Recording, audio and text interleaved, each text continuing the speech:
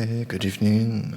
Tonight to continue on with the topic of the five Khandas, and I wanted to just continue to do a little bit more reading from the Teachings of Ajaan Pannavaddho, and I wanted to just start with a particular talk where he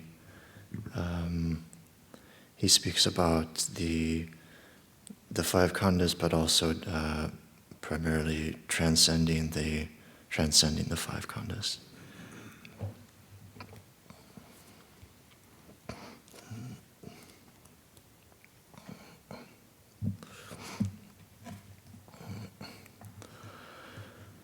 Kruba Ajahns of the Thai forest tradition have always placed a special emphasis on what they call the one who knows.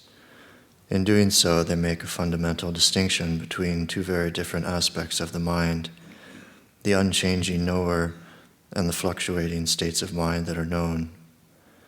Because we fail to understand the difference, we take transient mental states to be real, to be the mind itself.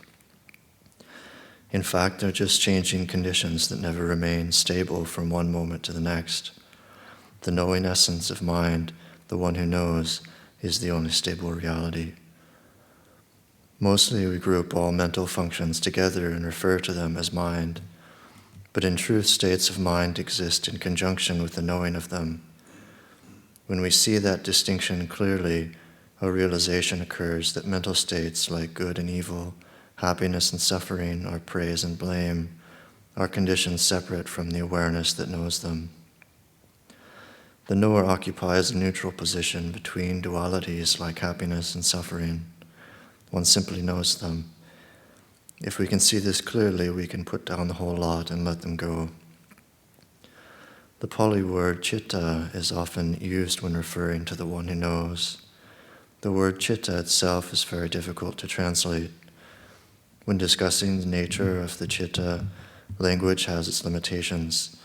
Attempts at translating a word like chitta into English always lead to misunderstanding because no comparable English equivalent exists which encompasses all aspects of its true meaning. In fact, the true nature of the chitta cannot be expressed in words or concepts. Concepts such as mind, soul, or spirit all miss the point. All words carry certain preconceived notions that limit their definition. But the chitta is completely unlimited. Because it encompasses everything, the chitta has no boundaries by which to delineate it. For that reason, the word chitta is best left untranslated. It is far better for people to struggle to understand an unfamiliar term than for them to completely misunderstand that term due to a misleading translation. Misunderstanding disguised as knowledge never leads to the truth. The term chitta is usually translated as mind, but this is quite misleading. What we generally refer to as the mind is different from chitta. The mind incorporates the mental faculties of feeling, memory, thought, and consciousness, and is usually considered to be that which thinks and remembers. Those mental faculties are inherently unstable. They all constantly arise, remain momentarily, and die away. The chitta, on the other hand, does not arise and does not die away. It exists entirely without reference to time and space. The chitta is difficult to explain, mainly because it does not represent a material object. Because the chitta is not something that can be pointed to or examined in any way, from the world's viewpoint it does not exist. You can know the chitta, but you can't see it. It doesn't resemble an external object. It's not a sensory thing that you can contact. You can't perceive the knowing essence because the knower and the knowing are the same. For the chitta to perceive itself, it would have to split into two, and it can't do that. In beginning to understand the nature of the chitta, we should realize that it has various aspects. On one level, there is the chitta of ordinary life. This chitta is rather like the movement of the waves on the surface of the ocean, in contrast to the still depths below. We might call the one that moves on the surface the superficial chitta. The superficial chitta knows the five senses of sight, sound, smell, taste, and touch. It is the one who makes decisions, the one who makes karma. In other words, the one who is active. This is what we mean by the chitta in ordinary life.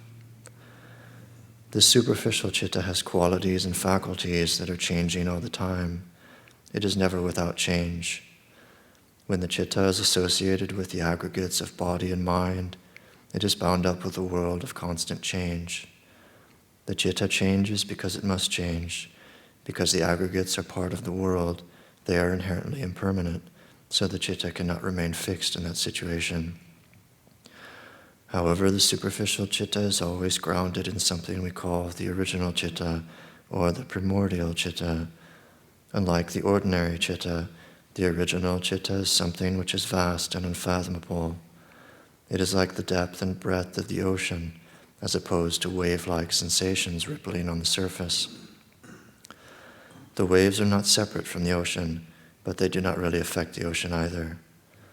At the same time, the waves can be quite turbulent and full of motion. They are never still. The basic condition of waves on the ocean's surface is constant change. The depths, however, always remain as they are, still and unchanging. The mental aggregates, or nama-khandas, of feeling, memory, thought, and consciousness are also bound up with the surface motion. The fundamental ignorance, or avijja, which permeates the ordinary chitta and influences its knowing, uses the functions of these mental aggregates to perceive objects, such as seeing forms and hearing sounds. When the chitta is modified in this way, we call it consciousness, being that function which acknowledges sensations. The chitta is modified in that way because avijja, which has been infused into the chitta, usurps the chitta and uses the chitta's power to its own ends. One of avijja's primary aims is to experience sensations. The reason it wants sensations is to prove its own existence, its self-identity. The only way that the chitta with avijja can verify its identity is by relating itself to other things through sense experiences. So consciousness is necessary for the chitta infused with ignorance to relate to other things, thus reinforcing its own self-existence. Consciousness is necessary to experience the duality of subject and object, but it is completely extraneous and unnecessary to the original chitta. So from the point of view of the reality of the knowingness, which is the true chitta, consciousness is superfluous, because the true knowing is always present in the chitta, even after all the physical and mental aggregates have disappeared. Because of that, we cannot really say anything definitive about the original chitta at all. Although its scope is immeasurably large, it remains for us a mystery, an unknown quantity. For that reason, the chitta always causes people great uncertainty. But it's also the one that is most valuable, the one that really matters. Its subtlety makes it difficult to fathom. We can say that the chitta is the essence in a person. Everything else is peripheral. In that sense, chitta is life, the essential component in what it means to be alive. Because of that, anything that lacks chitta isn't alive. It's just inert material substance and nothing more. The chitta is the active one. It creates the 5 aggregates of body and mind. It creates vedana, sanya, sankhara, and vijnana. It creates everything. You mustn't think of the 5 aggregates as being 5 different rooms that the chitta enters one after another. It's not like that. The chitta creates a moment of vijnana, which then dies away. Then it creates vedana, and that dies away. Then it goes to sanya, and that dies away. Then sankhara, then vijnana again. It performs the duties of feeling, memory, thought, and consciousness. They're all the jurisdiction of the chitta, the whole lot. It performs multiple tasks. To give an idea of what the chitta's nature is, we see, hear, smell, taste, and touch things, but how do we know those sensations? Where is the knowing located?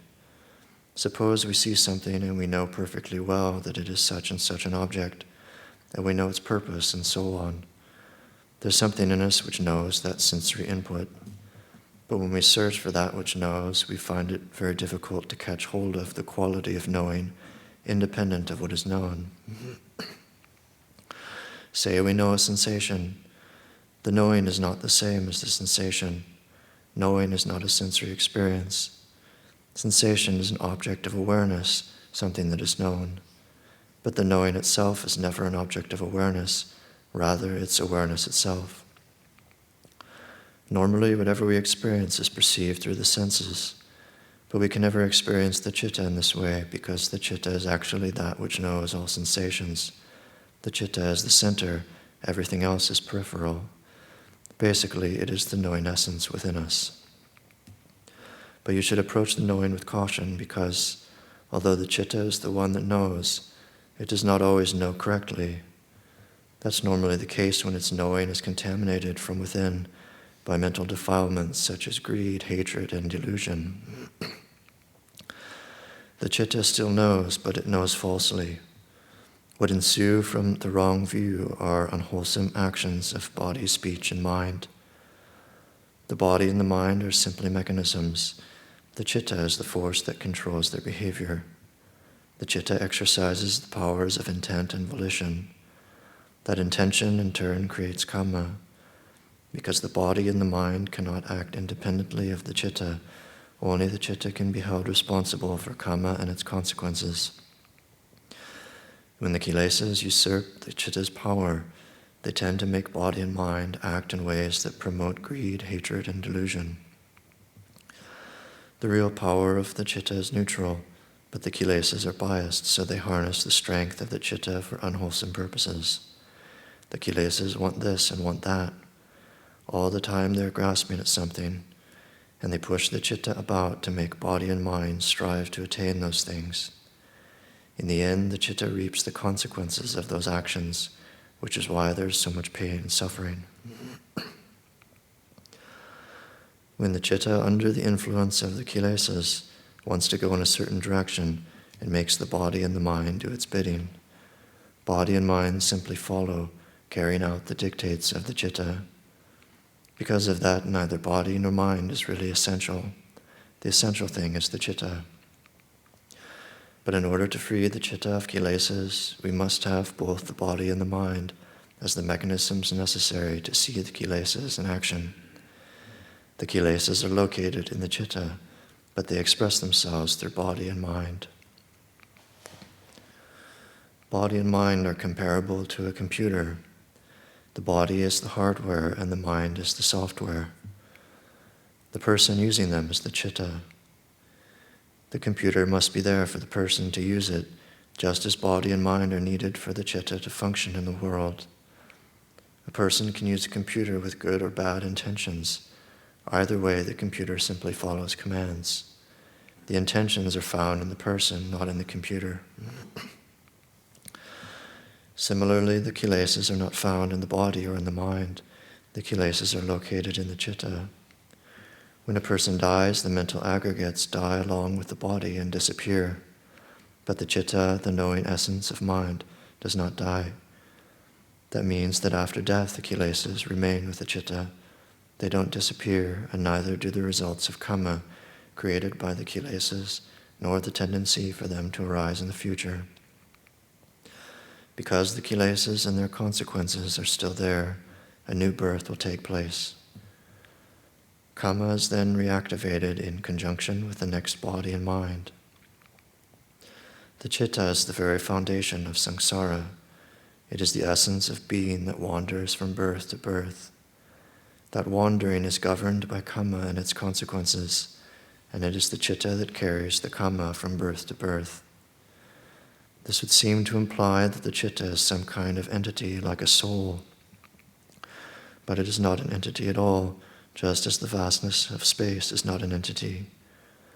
The chitta is simply a reality that knows, a vast knowing essence at the depths of one's being that knows the nature of karma and its appropriate consequences from one birth to the next. The karma that determines the next birth will then dictate the chitta's level in that plane of existence. That's the level at which the chitta normally functions, what it tends to always revert to. If you investigate often, you can locate the level that it seems to revert to inside yourself. We call this the ground of the chitta, meaning the level of the chitta. In the cycle of rebirth, the chitta can experience many different levels. Our chittas are on the human level, but there is quite a lot of variation, even on this level, from people who are extremely low and coarse to people who are very high and near to the Deva realms. It's quite a broad range. We should investigate to discover our normal level within this range. This is important to know. If we can gain some understanding of our own level, we can better understand where our faults lie and how we can go about correcting them. Due to various circumstances, the level of the chitta can change at times, but it tends to revert back to its basic level. If a person practices in good ways or in bad ways, and they go on doing that for a long time, the level of the chitta can reestablish itself. That is, the ground of the chitta can change. For example, if a person who is normally quite friendly gets into a long-lasting situation that causes a lot of anger to come up, that anger can take over and become the chitta's basic level. We also see the same thing in people who have mental trouble. When they become stuck in that mental state for a long time, that state becomes the level of the chitta. One of the problems we have is that we all tend to think that things are fixed inside. That's not so. States of mind change all the time, go in this way or that. It depends entirely on the conditions that produce the state. Conditions that occur very frequently can bias the chitta in a certain direction. To put it in another way, when we develop habits, those habits tend to take hold of us. When we become thoroughly involved in those habits, they can be so strong that they become part of us. Habitual involvement can change our whole mental outlook. The most effective way to shift the ground of the chitta in a positive direction is to put the Buddha's teaching into practice. Constant, sustained meditation practice develops good mental habits. Good habits lead to a sharper mental focus and greater degrees of calm and concentration. When the chitta is raised to a sufficient level of calm and concentration, the knowing essence within becomes more apparent. In truth, that knowingness is so very refined compared to our physical form that its true nature becomes apparent only in a state of meditative calm. Although the chitta is bound to the physical body from birth, its presence is so subtle that normally we are unable to detect it. The chitta's knowing is actually dispersed throughout the body in such a way that we can't pinpoint its exact location. Only the practice of meditation can identify its presence and separate it from everything else associated with the body. In samadhi meditation, we can experience that separation, seeing the chitta as the knowing and the body as the known. In order to reach that stage, we must first discipline the mind to overcome the resistance formed by accumulated bad mental habits. In other words, we have to train the mind to calm down and stay at home. When the mind is very calm, it is easy to direct it inward. It will be content to stay inside and go deep until it understands things clearly. Whereas if we try to do that with our ordinary consciousness, the mind will jump about and will not stay fixed on one object because it is still hungry and unsatisfied.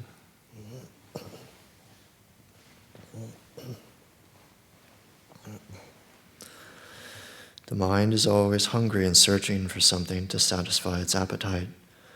So it seeks satisfaction in sensations, which is searching in the wrong direction. It jumps around all over the place like a monkey, but never receives any satisfaction. The way to cure that is to temporarily halt sensory experience, clamp down and block it off. In meditation, this means keeping the mind focused on only one object. You undercut the feeling of dissatisfaction by allowing the mind only one object, using mindfulness to hold the object in place. This anchors the mind and prevents it from drifting.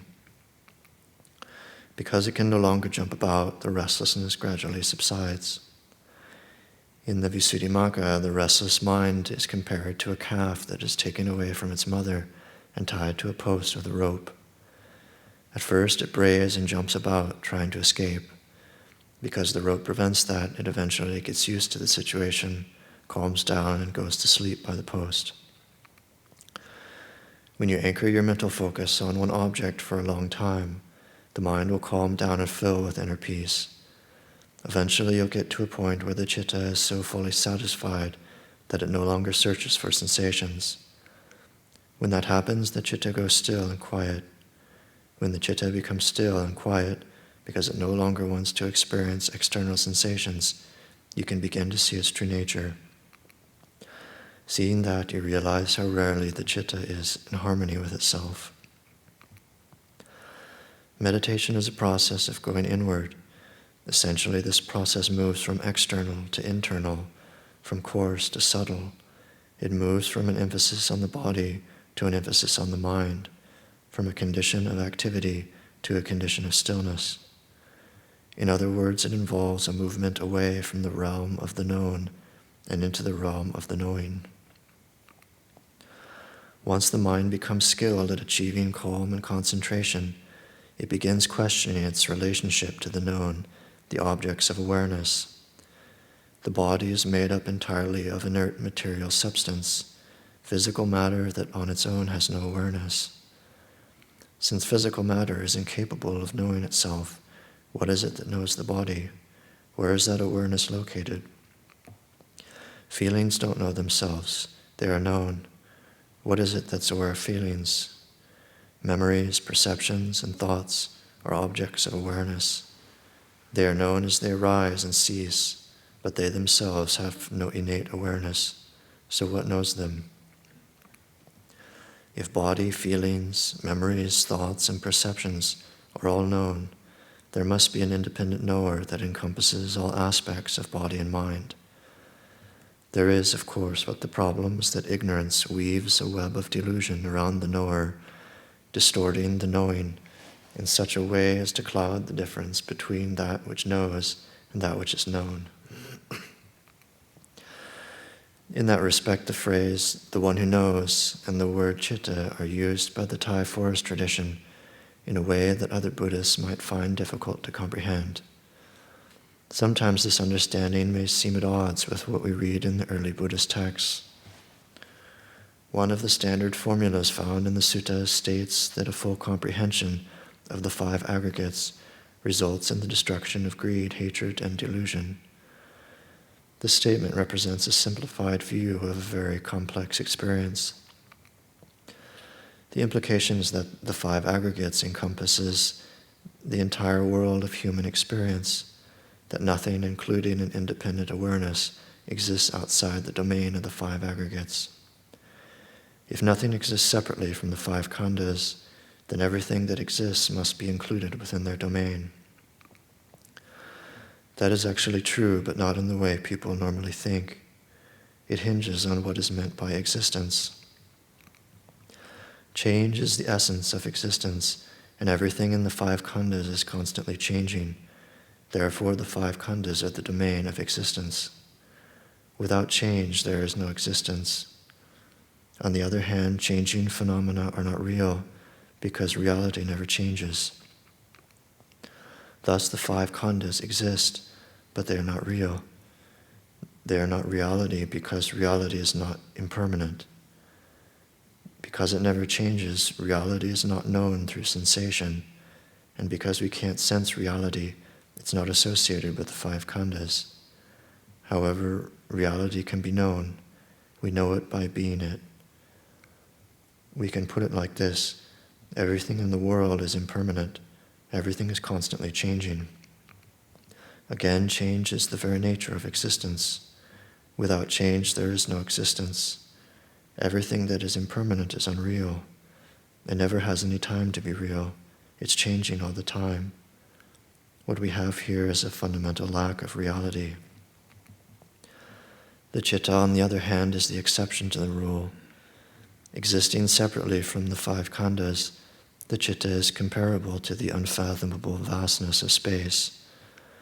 Just as space is the medium without which nothing could come into being, the chitta is the stable conscious continuum without which nothing in the realm of the 5 aggregates or the 6 sense bases could come into being. The chitta is the unchanging reality in which everything in the world arises and then ceases. Because the chitta does not change, it does not exist, but it is real. Being awareness itself, it is that all-encompassing presence in which arising and passing are known. In truth, there is nothing really wrong with the chitta. Within itself, it is naturally pure already.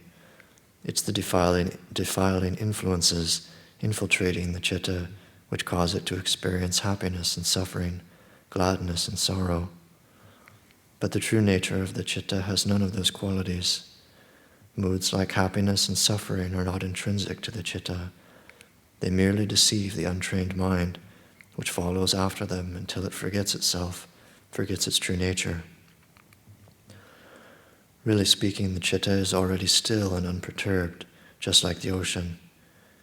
When the wind blows, the surface water ripples. The ripples are due to the shifting winds on the surface, not to the ocean itself. The ocean depths remain unmoving and unaffected. When thoughts and perceptions arise, the surface of the mind ripples. When sense impressions arise, the surface of the mind ripples. The rippling is due to the thoughts and sensations. When the mind follows its surface activity, it loses sight of its true nature. If it doesn't follow after them, it can know fully the fluctuating nature of mental activity and still remain unmoved. Our practice should be focused on seeing that which knows thoughts and sensations as they arise and pass away. We must train the mind to know all aspects of mental activity without getting lost in any of them. By doing that, the natural peacefulness of the chitta will stand out clearly and remain unperturbed by happiness, suffering, gladness, or sorrow. If we can experience this distinction with clarity, we can relinquish all aspects of existence and let them go their own natural way.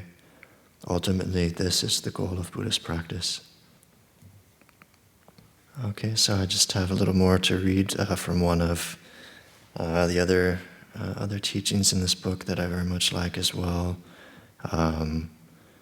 Oftentimes in discussing the five khandas, then we look at how our sense of self is so much wrapped up in these five different khandas that we experience. So I wanted just to read a little bit from the teaching that Ajahn Pannavaddho gives on self.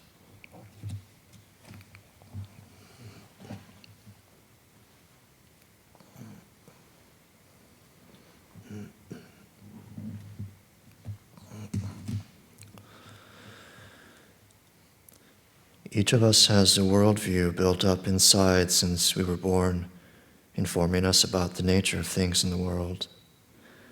This worldview of ours is like a map located within, which tells us where everything is. We feel secure in this view because we know where we stand in the world and how we should behave in the world. Behind that view is a belief that it represents something real. At the center of it all is our self-identity. Not only do we have a view of how things are now in the present, but we also have a view of how they became like this. In other words, we have views about both the present and the past. We also have a view which is projected into the future, telling us what we think things will be like. Our views of the world and our place in them are, in fact, false. The very nature of our self-identity makes them false. Because of that, most of our delusion is located in these views. And the trouble with delusion is that it prevents us from seeing what is real and what is not. So we continue viewing the world in our habitual way, even though our worldview is untrue. Delusion creates our worldview, which includes all our beliefs, our ideas, and our opinions about everything. This information is saved in our memory. We remember things and situations because we crave security. For example, when we come to a new place, we search around to find where the things we need are located. Having found them, we remember where those things are. When we need them, we'll know where to look. And we check our surroundings quite frequently to make sure everything is where it should be. In this way, we update our memory all the time. If something has changed, we question the new order, and then we adjust memory accordingly. We always want the assurance that things are more or less permanent. We're always seeking permanence. Permanence is the sense that memory reassures us that things are as they were previously. We have developed an idea of permanence that we superimpose on the world. Then, when our world alters dramatically, we are really upset. The world seems to have suddenly changed, but actually it has been undergoing change the whole time. Our minds just gave it the appearance of permanence, that's all. As such, we tend to be deluded in the way we see and understand. We go along with that understanding because we crave security. Without that feeling of security, false though it is, we would feel the need to be constantly watchful of everything in our environment, and that would make us feel uncomfortable. Thus, we're always trying to fix in place the world around us, our environment, so that we know it and feel unthreatened by it. We lull ourselves into a false sense of security because we are deluded into thinking that our world remains unchanged, when in fact it does not. Everything is constantly changing. Even if we fail to see everything changing, the changes are taking place. We must realize that change doesn't mean just change out in the world. It also means change in ourselves. When we see something from a different angle or at a different time, we see that the object has changed. But the change is largely in oneself, the one who sees it. That's the real meaning of anicca. Everything is changing within us the whole time. We remember seeing something, but by the time we see it again, it has aged. More than that, in the meantime, we have learned more about all sorts of things, so internally the thing is not seen in the same way. It seems to have changed when, in fact, it's we who have changed more. The changes inside us are much more relevant to us than the changes outside. These changes occur in our minds, attitudes, understandings, and so on. Change also occurs in the self that we think is so permanent and stable. This is an area where delusion blinds us to the truth. It's not the case, as many Buddhists believe, that the self does not exist. Actually, a self-identity does exist for all of us, but it's constantly changing and so has no permanence. That being the case, the idea of self is not incorrect, as long as we realize that the self is not a permanent entity. Actually, there's bound to be a self. That's what we all experience. But when we examine it, we'll see that our self-identity doesn't remain the same for 2 consecutive moments. It is changing continually. The Buddha never said that there is no self. He said that no permanent entity exists that we could call self. In the suttas it is stated, all things are anicca. What is anicca is dukkha. What is anicca and dukkha is anatta. This indicates that in the Buddha's time it must have been obvious to everyone that the true nature of self must be absolute happiness. In other words, if it was not permanent happiness, then it could not be self. Time after time in the suttas this formula comes up. It must have been taken for granted by the average person at the time of the Buddha in a way that is not by people nowadays. So the relationship between happiness and a belief in self must have been common knowledge. It was this belief that the Buddha was countering with the doctrine of anatta. Whatever is anicca is dukkha, and whatever is anicca and dukkha cannot possibly be the permanent happiness that the concept of self implies. Therefore, not self means that there is no permanent self which equals permanent happiness. Because everything is changing, nothing can be satisfactory. And because everything is changing and unsatisfactory, no permanent self-entity exists anywhere in the universe. The Buddha was not saying that there is no self-perspective in the whirlwind of changing phenomena. He was saying instead that there is no permanent, unchanging self to be found. The Buddha said that the self can be body, the self can be feeling, the self can be memory, the self can be thought, and the self can be consciousness. One's self-perspective can jump between any of these aggregates of personality. It is constantly moving about. Our delusion is not so much that we experience everything from a personal self-perspective, but rather that we deny change and cling to that sense of self as real and permanent. Our sense of self is so firmly established that it serves no purpose to deny its existence. On the other hand, as long as we continue to deny change, we will never see the truth of not self. The delusion of self is completely bound up with the delusion about permanence. The fundamental delusion of self is deeply ingrained and therefore critical to the way in which we interact with the world. The Buddha called this delusion manaditi, the idea of I am. I have views, I have ideas, I have thoughts, and so on. In our ordinary interactions with the world, the idea of self is actually necessary because we need a reference point to compare ourselves to other people and to objects in our surroundings. We must have some reference point to function in the world. So our minds devise a self-perspective. That's all right, it's necessary. But then we cling to a very firm belief in the reality of that self and assume it to be a fixed entity. The delusion really starts when we believe in the permanent reality of that self and react from a self-centered viewpoint. We then harbor opinions of ourselves as being more or less exalted, as being right or good or entitled. What are those ideas attached to? They're attached to our views of self, a self which is virtually an imposter. At best, we can say this imposter is a necessary evil, but it's not a true thing. So the whole basis of our thinking is delusional. Ignorance and craving are the factors that create the delusion of self-identity.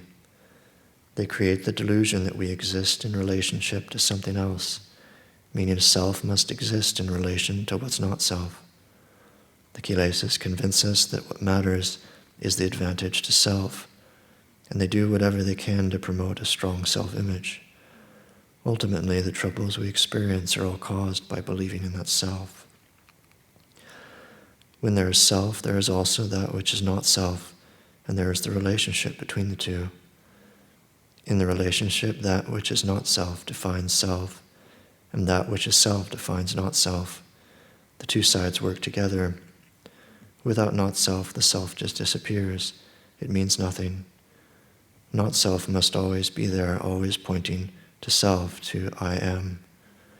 The belief in an immutable entity is the background to the idea of self, the idea that the self has a fixed, independent existence. The self exists, everybody has a self-identity, but the self is an endless series of changing phenomena that whirls about continuously, forever changing appearance, like a chameleon. It's not that self doesn't exist, but that it's a bundle of dynamic change. So we cannot pin the self down and say it is this or it is that, because as soon as we pin it down, it immediately becomes different. Because of that, the eternalist belief in an immutable entity is quite wrong. If something is entirely unchangeable, that must be Nibbana. Nibbana is certainly not an entity. Where we have entities, we have comparisons between different entities. When we have comparisons between entities, then those entities must be impermanent in order to exist. The nature of existence can be expressed as a paradox. We can say that the fundamental characteristic of existence is constant change. Existence depends on change. At the same time, anything that changes is not real because it does not last. The fundamental characteristic of reality is permanence. Thus the paradox, what exists is not real, and what is real does not exist. Reality and existence cannot therefore be coincident. The world of our sensual experiences is an aspect of existence because nothing remains the same from one moment to the next. Nothing we experience is fixed and immutable. All is flowing and changing. Nibbana is the one permanent reality that does not change. So I think I might just stop there and for those who are interested, they can continue reading on. It's maybe about 2/3 of the way through that teaching. And are there any questions or comments that people have on this reading? Okay, thank you. We can. Since nobody else has one, I kind of missed the part where he was talking about how existence is defined by constant change. Could you reiterate that? Yeah, I mean, certainly the, all of the objects that we can perceive, then they all have certain qualities to them, and they're all made of, bits of, we could say kind of like elements and atoms, and all of the things which make up all of those objects are always in a state of change. So I think when we look at any object, then whatever bits that you can break it down to, nothing that makes up those objects is permanent.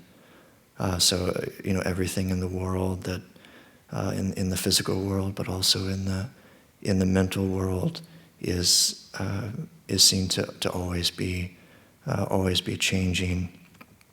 So it's kind of like for something to exist in this particular world of physical and mental phenomena, then it's something that would have to be, say, like conditioned, like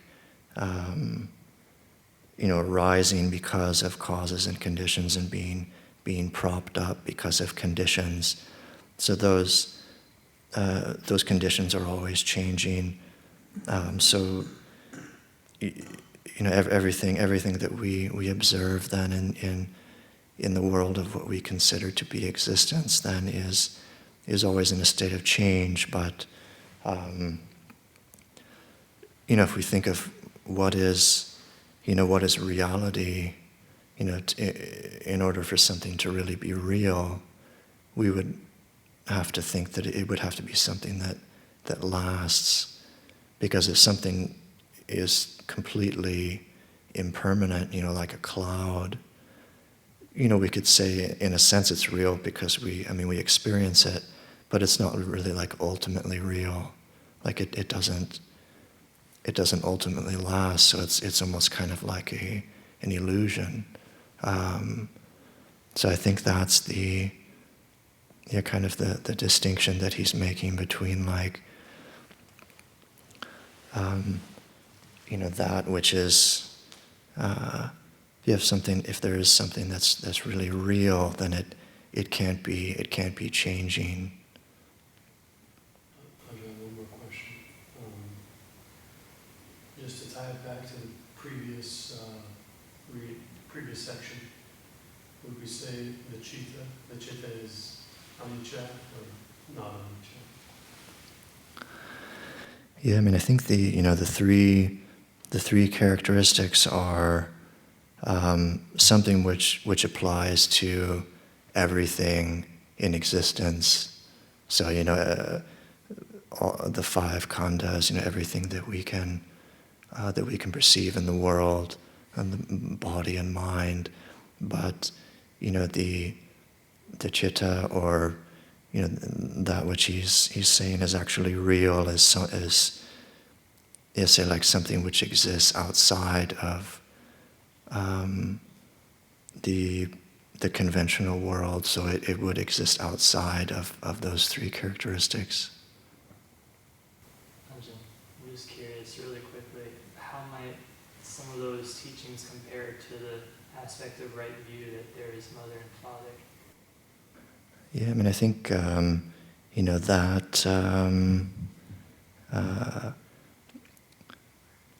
that yes, I think kind of that level of of right view is kind of like the first level, which is dealing more with like conventional reality. So the belief in karma. Oftentimes, then you say like the second level of right view is kind of the more